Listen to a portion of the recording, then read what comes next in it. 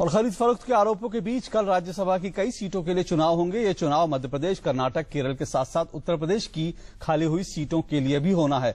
मध्य प्रदेश में जहां बसपा ने कांग्रेस के पक्ष में वोट देने की बात कही है, वहीं कर्नाटक में जेडीएस में बगावत हो गई है और बागी कांग्रेस के पक्ष में वोट देने की बात कर रहे हैं।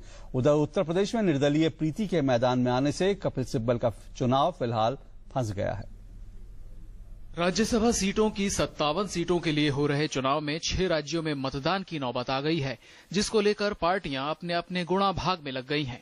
सबसे दिलचस्प चुनाव यूपी में है। उत्तर प्रदेश में बीजेपी ने निर्दलीय उम्मीदवार प्रीति को समर्थन देकर 11 सीटों के चुनाव के गणित को जटिल बना दिया है।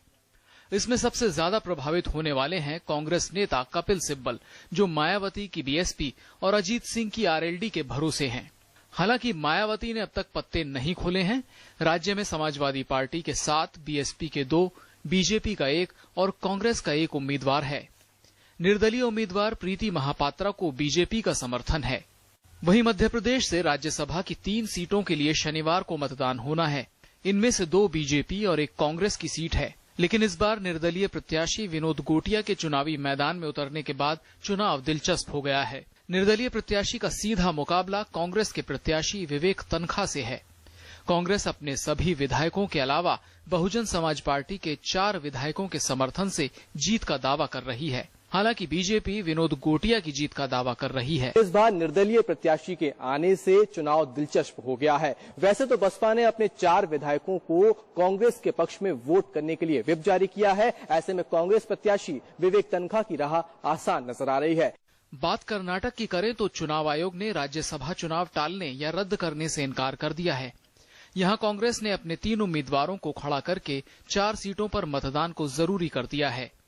बीजेपी 1 सीट जीत जाएगी, लेकिन जनता दल सेक्युलर को लग रहा है कि उसके एकमात्र उम्मीदवार बीएम फारूक शायद न जीत पाएं। पार्टी के 5 विधायकों ने खुले तौर पर कांग्रेस को समर्थन का ऐलान कर दिया है। जबान कांग्रेस को दिया है, कांग्रेस को वोट डालता हूँ। लेकिन हम हमारे साथी पूरे, मैं अकेला नहीं, मेरे साथ हमारे साथी है।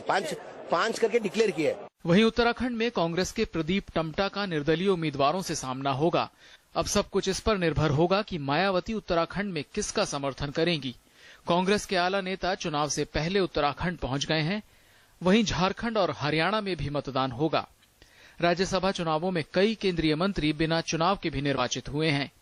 राज्यसभा चुनाव के बाद बीजेपी की राज्यसभा में संख्या बढ़ जाएगी, जहां उसे बिल पास करने में खासी दिक्कत होती है। पर सबसे बड़ी पार्टी वो अब भी नहीं बनेगी, लेकिन उसका कांग्रेस से अंतर कम जरूर हो जाएगा। बेंगलुरु से आयशा खानम और भोपाल से आदित्य श्रीवास्तव के साथ news night desk, TT news.